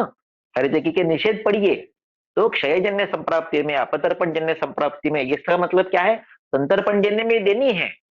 इसलिए जो स्थौल्य का योग आता है कि अभया मुस्ता गुडोची त्रिफला, ये जो योग है इसमें अभया 2 बार है, त्रिफला में भी है, अभया में भी।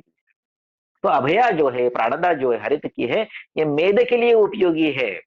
किरातिक्तम अमृता चंदन विश्व, यहाँ चंदन मिलता नहीं है, चंदन पर बंदी है, रक्त चंदन पर भी बंदी है। हाँ, सेंटेनम एल्बम भी नहीं मिलता है, टेरोकार्पस सेंटेलिनस भी नहीं मिलता है, इसलिए आजकल लोग चंदन की जगह उशीर डालते हैं। क्यों करना है ऐसे? ये क्वाथ इस्तेमाल करो ना पीछे दिए हुए। हाँ, और नहीं करना है तो केवल एक चीज इस्तेमाल करो, प्राणदा और मधुक। मधुक यानी यष्टि। यष्टि जो है ये चरक के महाकषाय में सर्वाधिक बार आया हुआ द्रव्य है। 11 बार यष्टि रिपीटेड है 50 महाकषाय। और यष्टि का अग्रय संग्रह सबसे लंबा है। चरक सूत्र 25 श्लोक नंबर 40 में यज्ञ पुरुष अध्याय में अग्रय संग्रह दिया है 152 द्रव्यों का, जिसमें मधुक के सामने, यष्टि मधु के सामने, ये जो ग्लैब्रा है यष्टि मधु, इसके सामने 7 चीजें लिखी है। रोपण है, वृक्ष है, चक्षुष है, केश है, यानी इसका जो कार्य प्रभाव है ये शुक्र मज्जा यहाँ तक है, क्योंकि यष्टि चक्षुष है तो मज्जा है। यष्टि मेद्य है यानी वो रसायन है, यानी शुक्र से आगे चले गई, अमूर्त भावों तक यष्टि का प्रभाव जाता है। क्षीरेण यष्टि मधुकस्य चूर्णम, इसलिए मधुक जो है ये अस्थि मज्जा शुक्र तक जाने वाला द्रव्य है। आप भग्न में देखेंगे तो यष्टि और लाक्षा का प्रयोग होता है। मैं लाक्षादि गुग्गुल प्रयोग नहीं करता हूं, मैं गुग्गुल ही यूज नहीं करता हूं, मैं केवल उसी गुग्गुल में जितने द्रव्य, उन द्रव्यों को निकालता हूं, उन द्रव्यों को उन्हीं द्रव्यों की साथ भावना देकर उनकी टैबलेट करता हूं। मैं गुग्गुल इस्तेमाल नहीं करता हूं, क्योंकि गुग्गुल बाजार में 200 रुपए से 2000 तक की कैटेगरी में आता है, और जितना गुग्गुल नहीं बनता है जितने आज फैक्ट्रियां बनाती है, इसलिए गुग्गुल की जगह अकेशिया गम, बबूल का गम पड़ता है, या फिर चारकोल डालते हैं, सभी गोलियां काली दिखनी चाहिए। इसलिए क्यों करना है मेरे पेशेंट के साथ ऐसा अन्याय? पेशेंट ग्राहक नहीं है, पेशेंट कस्टमर नहीं है। पेशेंट सुश्रुत कहता है वैसे पुत्र देवेनम, ऐसा भी नहीं है, पेशेंट पुत्र भी नहीं है, पेशेंट कस्टमर नहीं है, पेशेंट क्लाइंट नहीं है, पेशेंट नहीं है, पेशेंट अन्नदाता है। ये पेशेंट जो आपको पैसा देता है, उस पैसे से आपकी जीवनी चलती है, आपके बाल बच्चे, आपकी बीबी बच्चे खाना खाते हैं। तो पेशेंट कौन है? पेशेंट अन्नदाता भगवान है। और उस भगवान के साथ प्रताड़ना करोगे, उसको चारकोल खिलाओगे, उसको बबूल का गम खिलाओगे गुग्गुल के नाम पर, ऐसी प्रताड़ना, ऐसी वंचना, ऐसी फंसाने की चीजें मैं नहीं करता हूं। मैं पेशेंट के साथ धोखाधड़ी नहीं करता हूं, इसलिए मैं गूगल का प्रयोग नहीं करता, इसलिए मैं लाक्षादि गूगल यूज नहीं करता हूं, मैं आभादी गूगल यूज नहीं करता हूं। जो सुश्रुत ने लिखा भग्न के अधिकार में, यष्टि के साथ लाक्षा दे दो, यष्टि लाक्षा का प्रयोग करता है, उसके टैबलेट बनाकर पेशेंट को मैं अल्फा एसिड डिजेनरेशन से, AKR से, ACL से बाहर निकालता हूं, क्योंकि मेरा ये विश्वास है कि अगर संहिताओं में निदान लिखा है, संहिताओं में लक्षण लिखा है, तो संहिता के औषध कण से पेशेंट ठीक होना चाहिए, और वो होता है।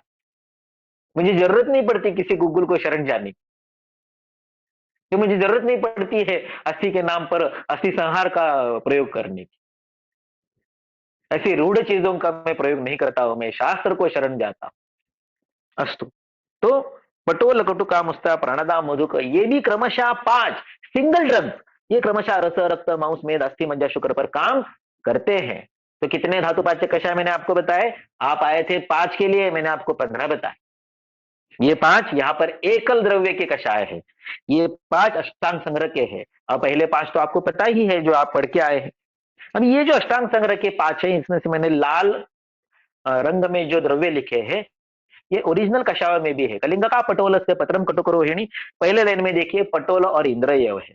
पटोलम सारिवा मुस्ता पाठा कटुकरोहिणी रक्तपाचक है, यहाँ पर सारिवा और कटुरोहिणी 2 द्रव्य है। फिर पटोल निम्ब त्रिफला मृद्विका मस्तवत्सका, इसमें से पटोल अरिष्ट यानी निम्ब, मृद्विका और त्रिफला है, केवल आरगवद और वासा अलग आए हैं। किरात तिक्त का अमृता चंदन विश्व, इसमें तीनों द्रव्य है, केवल किरात को छोड़ के उशीर और धान्य और मुस्ता आया है। और देवदार और स्थिराशुंठी वासा धात्री की, इसमें गुड़ चामलकम मुस्तम या धात्री मुस्तामृता की धात्री मौजूद है, बाकी से सारे द्रव्य जो बदल चुके हैं। तो ये अंतर चरकोक्त, वाग्भटोक्त और अष्टांग संग्रहोक्त पंच कषायों में है। और मेरी दृष्टि से जो मैं आज बहुशः प्रयोग कर रहा हूं, अष्टांग संग्रह के धातुपाचक प्रयोग करता हूं, क्योंकि जिसका यश सबको पता है उससे अलग और कुछ मार्ग है कि नहीं देखना चाहिए ना। जो सब करते हैं यारो वो हम तुम क्यों करें, है ना। सिकंदर देखा है ना, मुकद्दर का सिकंदर नहीं, बच्चन वाला, हाँ रेखा वाला, सलामी इश्क वाला नहीं, जो जीता वही सिकंदर, आमिर खान वाला, आयशा जुल्का वाला, हाँ? दीपक तिजोरी वाला, याद है। उसमें ये वाक्य आता है, जो सब करते हैं यारो वो हम तुम क्यों करें।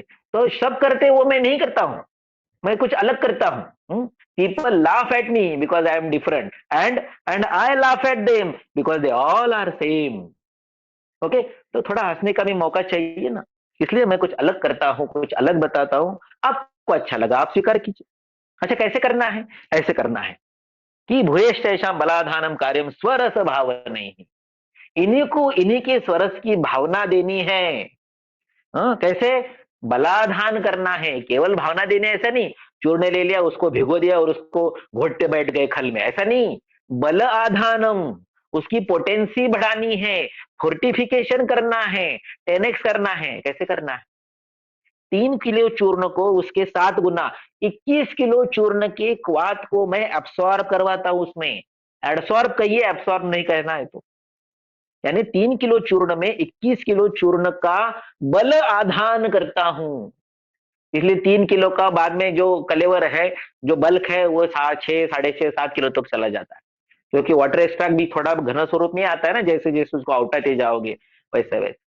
तो ऐसे में काम करता हूं, मैं भावना नहीं देता हूं। यद्यपि मैं कहता हूँ सप्त भावित टैबलेट में यूज करता हूं, लेकिन नहीं, मैं सप्त बलाधान, 7 बार जिनका बल बढ़ाया है ऐसे। यानी आप जब मेरी एक टैबलेट देते हो तो उस समय आप 7 टैबलेट देते हो। ऐसे 7 क्यों, 7 भावना क्यों, क्योंकि चूर्ण का, कषाय का देने का प्रमाण कितना है।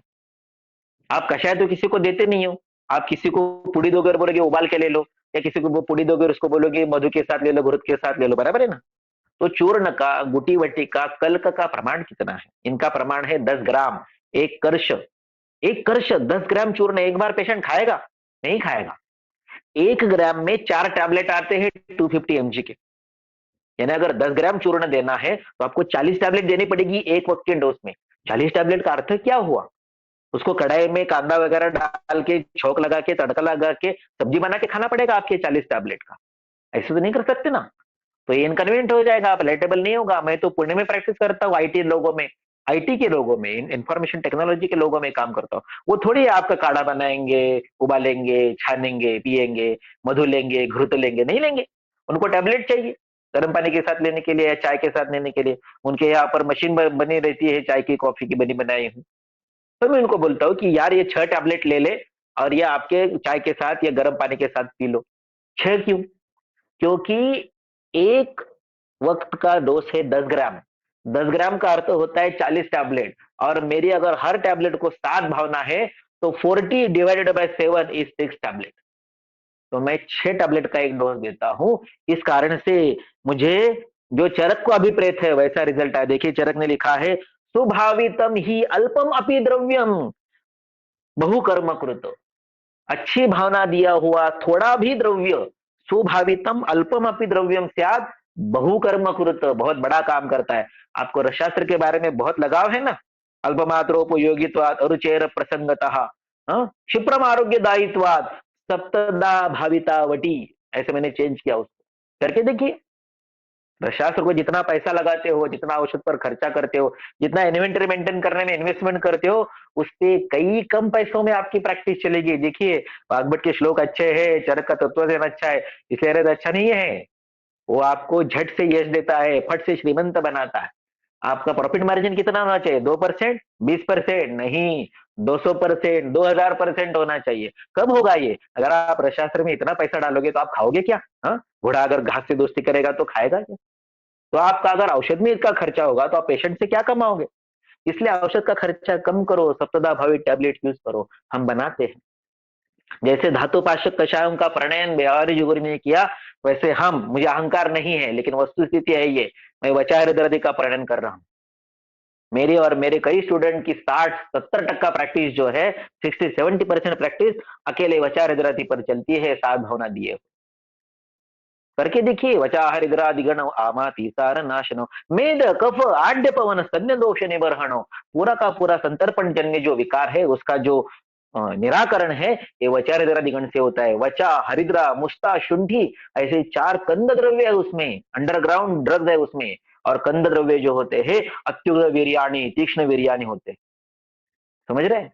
इसलिए स्वाभावितम अल्पमयी द्रव्यम स्यात्, इसलिए स्वरस ही तुल्य वीर्यर्वा तस्मा द्रव्याणि भावे, इसलिए द्रव्यों को उन्हीं के स्वरस के, लेकिन स्वरस तो मिलता नहीं है तो स्वरस के बजाय काढ़ा बना लो, है ना। स्वरस का पर्याय क्या दिया है, कुड़व मात्रम द्रव्यम चतुष्कुड़वम जल प्लावितम निशिस्थितम सुमृदितम रसम एवं चरक चिकित्सा 1 पाद 2, इसके अंत में आपको स्वरसानाम अलाभ हेतु क्या करना है वो दिया है।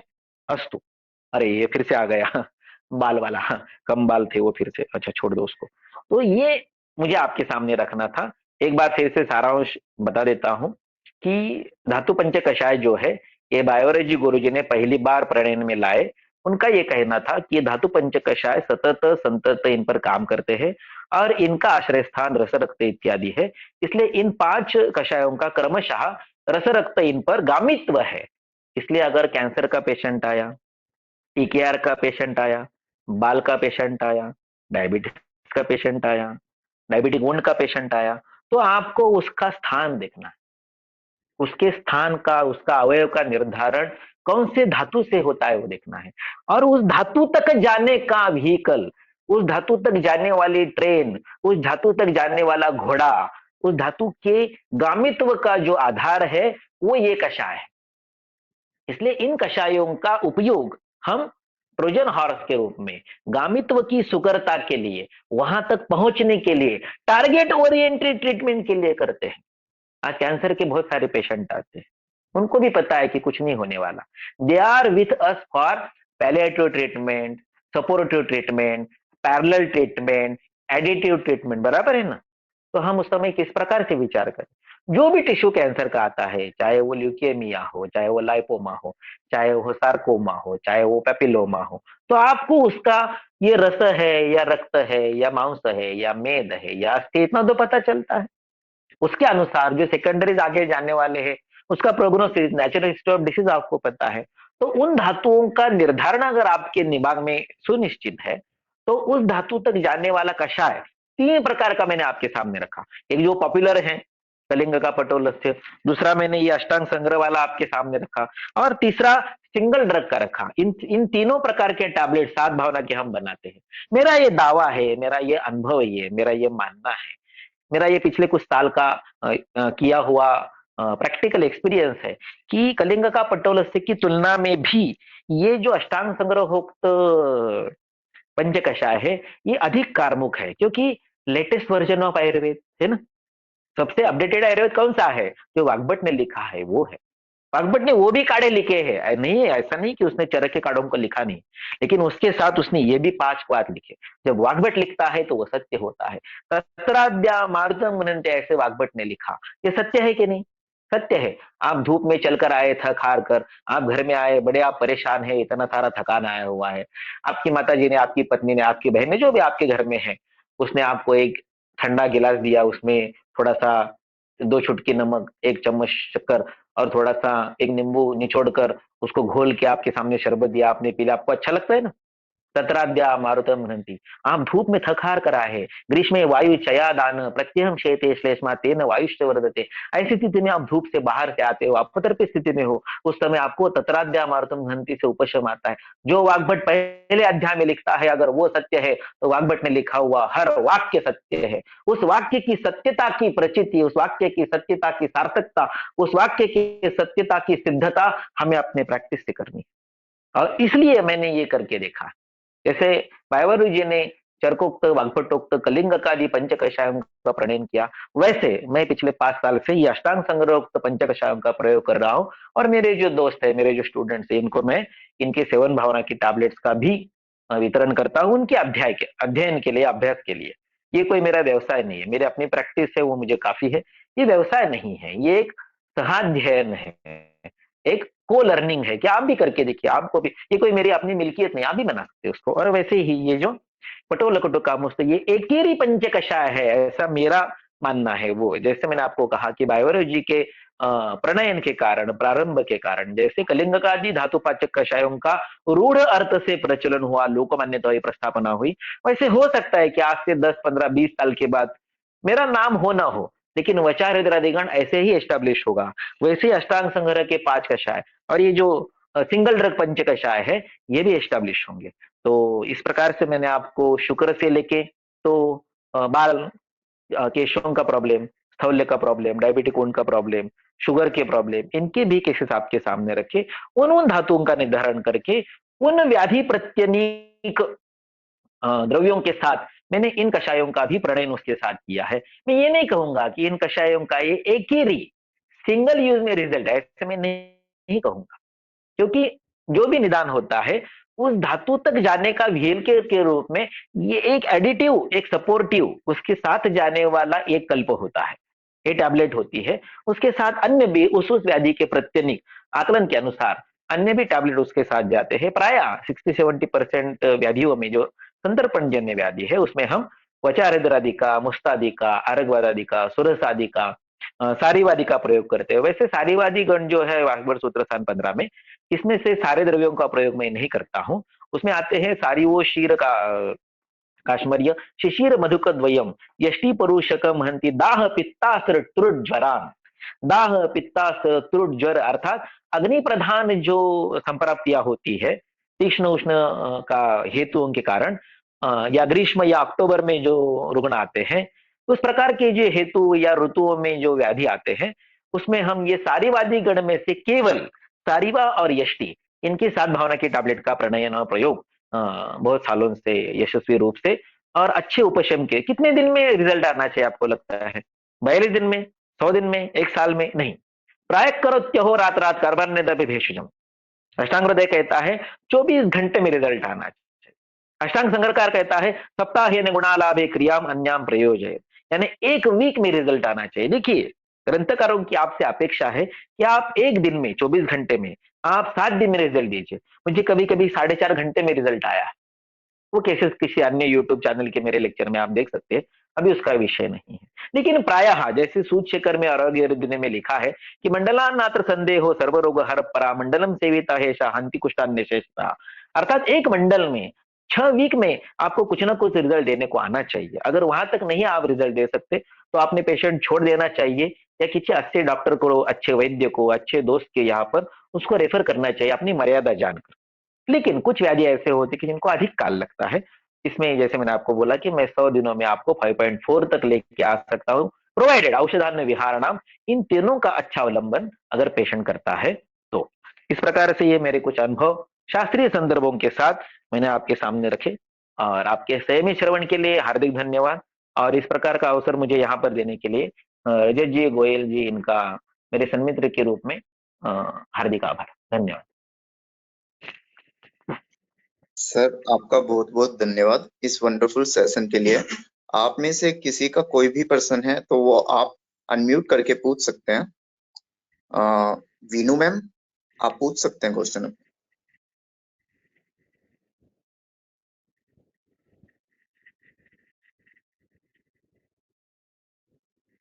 Hello Veenu ma'am. हाँ बोलिए बोलिए, क्या क्वेश्चन है, पूछिए। जी सर। सर, क्या पॉलीसिस्टिक किडनी डिसीज, जिसे कि हम सुक्रज व्याधि कह सकते हैं, उसमें हम यष्टि मधु यूज कर सकते हैं? नहीं, ये पॉलीसिस्टिक किडनी जो है ये थोड़ा विचित्र व्याधि है, मेरे उसके अनुभव कम भी है और अच्छे भी नहीं है, इसलिए मैं उतना उसमें वक्तव्य करने में सक्षम नहीं हूँ। Okay sir. और एनीवन, किसी का कोई भी प्रश्न है तो वो अपने आप को अनम्यूट करके पूछ सकता है। हेलो सर, नमस्कार। नमस्कार जी, बोलिए। सर, सीकेडी एक कफज विकार है, क्रोनिक किडनी डिजीज, तो इसके बारे में थोड़ा सा प्रकाश डालेंगे आप, अकॉर्डिंग टू हाँ वाग्भट? जी, देखिए ऐसा है। हाँ बोलिए बोलिए बोलिए। जी सर, इसके बारे में बताइए। देखिए ऐसा है कि सीकेडी को कफज कहना थोड़ा मुश्किल है, यद्यपि वहां पर सूजन आती है इसलिए हमें लगता है कि वो कफज है, किंतु इसमें क्या है कि इसमें अवयव की क्षीणता होती है, हाँ, स्थान दुष्टि है, एक अवयव का नाश होते जाता है। तो यद्यपि हमारे यहाँ पर वृक्क और मूत्र का संबंध सीधा लिखा हुआ नहीं है, फिर भी जो प्रत्यक्ष है उसको नकार नहीं सकते, और शास्त्र भी कहता है कृष्णो ही लोको बुद्धिमताम आचार्य। तो जो सत्य है प्रत्यक्ष है उसको मानना चाहिए। तो वहां पर क्या क्या चीजें दिखाई देती है, तो एक तो सोनोग्राफी अगर आप देखेंगे तो किडनी का साइज कम होता है, श्रिंकेज होता है, और उसमें सीएमडी लॉस हो जाता है, कॉर्टिकोमेडुलरी डिफरेंशिएशन जो है वो कम हो जाता है, यानी स्थान की अवयव की दृष्टि होती है। इसके साथ साथ सार्वदेहिक परिणाम क्या आता है, तो एचबी कम होता चला जाता है, प्रोटीन लॉस होता चला जाता है, आदमी दुबला पतला हो जाता है। तो आपका इसमें उद्देश्य क्या होना चाहिए? सीकेडी इज टोटली रिवर्सिबल, ये बहुत बड़ा क्लेम हो गया। कम से कम क्या होना चाहिए? We should be able to put life in his years and it should be add years into his life. इसका मतलब क्या होता है कि अगर हम उसकी आयु को बढ़ा सकते हैं, यानी add years to his life, या फिर उसकी जितनी भी आयु है उसमें उसकी क्वालिटी ऑफ लाइफ को मेंटेन कर सकते हैं, यानी adding life to his years, जितने ईयर बाकी है उसमें जिंदगी अच्छी चलती रहे। तो मैं तीन उद्देश्य समझता हूं। एक तो उसको डायलिसिस की नौबत नहीं आनी चाहिए, या जो भी डायलिसिस की अभी फ्रीक्वेंसी चल रही है उसको कम करने को आना चाहिए। दूसरा, उसका एचबी मेंटेन होना चाहिए, उसका वजन कम नहीं होना चाहिए, और उसका जो आईओ रेशो है, इनपुट आउटपुट का जो चार्ट है वो मेंटेन होना चाहिए, फिर से स्वेलिंग वगैरह नहीं आनी चाहिए, भूख लगनी चाहिए, यानी क्वालिटी लाइफ मेंटेन होना चाहिए। तो पहली तीन चीजें कि यूरिया, क्रिएटिनिन, एचबी, ये जो लेबोरेटरिकल डायग्नोसिस है वो अच्छा होना चाहिए, उसका स्टेटस अच्छा होते चला जाना चाहिए। दूसरा, डायलिसिस की फ्रीक्वेंसी कम होती जानी चाहिए, और बाकी का जो क्लिनिकल प्रेजेंटेशन है वो सुधारना चाहिए। अभी मेरे पास एक पेशेंट अभी चल रहा है, 7 जीएफआर है, आप विश्वास नहीं कर पाएंगे कितना, 7 जीएफआर कितना होना चाहिए, तो 90 से ऊपर होना चाहिए। अभी इसका जीएफआर है 7, एचबी है 6.5, यूरिया है 116, क्रिएटिनिन है 8, एज है 72, इंसुलिन डिपेंडेंट पेशेंट है, एचबीएवन सी है 11। क्या करेंगे ऐसी स्थिति में, मुझे आप बोलिए। तो ये तो रिवर्सिबल नहीं है ना। लेकिन डायलिसिस चल रहा था हफ्ते में 2 बार 3 बार, 2 बार 3 बार। आज की स्थिति ऐसी है कि ईजीएफआर 10 हो गया है, एचबी 9.5-10 के आसपास मेंटेन है, वेट लॉस नहीं हो रहा है, किसी भी डाययूरेटिक के बिना स्वेलिंग नहीं है, यूरिन आउटपुट जो है 1000 के ऊपर मेंटेन रहता है, आईओ इनपुट आउटपुट दोनों का बैलेंस अच्छा है, पेशेंट को भूख लगती है, उत्क्लेश नहीं है, क्रिएटिनिन जो है अभी 4.49 तक आ गया है, लेकिन यूरिया अभी भी 80 के आसपास ही इंटरमिंगल करता है। तो ये ठीक नहीं होंगे। ये क्या है, ये मर्मगत व्याधि है, शिरो, हृदय और बस्ती। अगर हम इसको बस्ती का apparatus मानेंगे, यानी ये सारा जो यूरिनरी सिस्टम है उसको एक ही मानेंगे, तो वृक्क की जो सारी इस समय में स्थिति बिगड़ जाती है, उसको हम रक्तमेद प्रसादाद वृक्को, इस तरह से शार्क में वर्णन है। तो रक्त धातु का प्रसादन, मेद धातु का वहां पर मेंटेनेंस करना, इसलिए घृत का प्रयोग करें। अगर हम वाग्भट सूत्र स्थान 4 में रोगानुत्पादियन में, यानी वेगावरोध में मूत्रज विकारों की चिकित्सा देखें तो उसमें लिखा है मूत्रजेषु तु प्रागभक्तम शस्यते घृतम, कि भोजन से पहले और भोजन के बाद में घृत देना चाहिए। घृत जो है ये अच्छा स्नेह है, सर्वोत्तम स्नेह है, और स्नेहन का काम शरीर में मेद करता है। इसलिए मेद का प्राकृत निर्माण अगर घृत से होता रहेगा तो प्रायः किडनी के पेशेंट का डिटोरिएशन नहीं होता है। और अगर हम रक्त का प्रसादन अच्छी तरह से कर पाएंगे तो उसका एचबी मेंटेन रहता है, और रक्त और मेद अगर दोनों ठीक रहे, हेमोपैटिक उसका जो स्टेटस है अगर हम उसको मेंटेन कर पाएंगे, तो बाकी की चीजें जो सुकर रूप से चलती है। अगर 7 जीएफआर का पेशेंट 10 जीएफआर की लेवल तक सुधर के आता है और डायलिसिस की जरूरत नहीं पड़ती है, 1 साल हो गया, ऐसे नहीं कि ये फ्लूक है, कोई इंसिडेंस है, कुछ दिनों की बात है, सारे ऋतु उलट चुके हैं, यानी पूरा 1 साल, अभी तो 13 महीने हो गए, यानी पिछले जुलाई को आया था वो, तो 13 महीने यानी सारे ऋतुओं के बाद भी अगर पेशेंट ठीक है तो इसका अर्थ होता है कि याप्य लेवल तक हम उसको मेंटेन कर सकते हैं। लेकिन उसके लिए आहार जो है वो देना चाहिए, जो कंट्रोल में होना चाहिए। आप कुछ भी खाओ और मैं केवल दवाओं से ठीक करूंगा, ऐसे टॉल क्लेम नहीं करनी चाहिए। तो कुछ आहार नियंत्रण होना चाहिए जिससे कि कुछ हद तक हम इसको मेंटेन कर पाते हैं। हाँ? किंतु ये कृच्छ्र साध्य है, याप्य है, ये दिमाग में होना चाहिए। आगे और कुछ?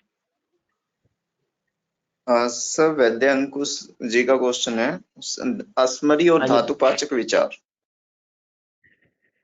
देखिए, अश्मरी जो है एक शल्य है और धातुपाचक कषाय जो है ये प्रायः निज और धातुगत विकारों में उपयोगी ज्यादा रहते हैं। अगर आपको अश्मरी का विचार करना है तो आपको पहले उसका स्थान और साइज देखना पड़ेगा। अगर ये ब्लैडर में है तो ये बहुत सुख साध्य है। अगर ये किडनी से ब्लैडर तक यानी यूरेटर में है, कहीं पर जंक्शन में या कहीं कॉन्स्ट्रिक्शन में अटकी हुई है तो ये इमरजेंसी है, बहुत पेन करती है, रिनल कोलिक आता है। और अगर किडनी में है तो कौन से कैलिक्स में है। अगर अपर कैलिक्स में है तो जल्दी आ जाती है, मिडल कैलिक्स में है तो थोड़ा प्रयास करना पड़ता है, लोअर कैलिक्स में है तो बहुत समय लगता है। साइज की बात है, मेरे पास 11.4 mm का स्टोन जो यूवी जंक्शन पर अटका हुआ था 3 दिन से, पेशेंट रिनल कोलिक में था, उसको ब्लीडिंग हो रहा है। उसने मुझे सुबह दवा दिया, शाम को 11.4 का स्टोन हाथ में लेके आ गए, सर ये स्टोन है करके। ऐसे भी होता है, लेकिन ऐसे हर बार होगा ऐसे नहीं है। ये मर्मगत व्याधि है, शल्य स्वरूप है, इसलिए मेरी दृष्टि से इसमें धातुपाचक कषायों का रोल कम है। इसमें मूत्र द्रव्यों का, घृतपान का, बड़ी मात्रा में घृतपान का रोल ज्यादा है, क्योंकि ये मूत्र जो वेगरोध है शल्य जी की दृष्टि से हुआ, इसलिए बड़ी मात्रा में घृतपान करेंगे तो ये काम करता है। और दूसरा है कि इस प्रकार के व्याधियों में प्रायः वीरतरादि गण का प्रयोग करे, वर्णादि गण का नहीं। वर्णादि गण जो है ये विद्रधि में उल्लेखित है, अगर आप ठीक से देखेंगे तो आपको पता चलेगा कि वर्णादि गण का जो अग्रय संग्रह के रूप में उल्लेखित सुश्रुत में ये विद्रधि में आया हुआ है।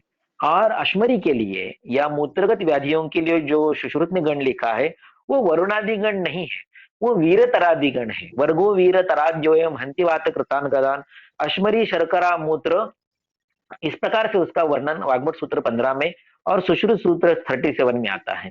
हम इसकी टैबलेट बना के यूज करते हैं जिसका बहुशः अच्छा उपयोग आता है।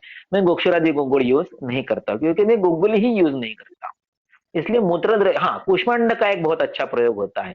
जिन लोगों को घृतपान अच्छा नहीं लगता है, जिन लोगों को वो नौशी आता है, उन लोगों को मैं घृतपान की बजाय कुष्मांड स्वरस का प्रयोग करता हूँ, या कुष्मांड सभी प्रकार से खाने के लिए बोलता हूँ कि कुष्मांड की सब्जी खाइए, खीर बना के खाइए, पराठा बना के खाइए, बर्फी बना, लेकिन पेठा का अनुमति नहीं देता हूँ। कुष्मांड से पेठा नाम का स्वीट बनता है, उसका उपयोग नहीं होता है क्योंकि उसमें शर्करा का प्रमाण बहुत है।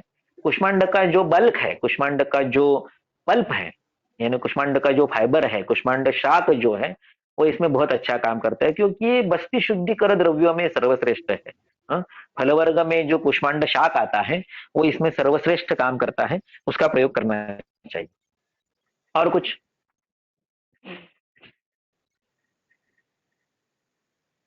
हो गए, पूरा करें। सर ये जो आपने बताया, हेलो, हाँ जी बोलिए बोलिए, सुन रहा हूँ।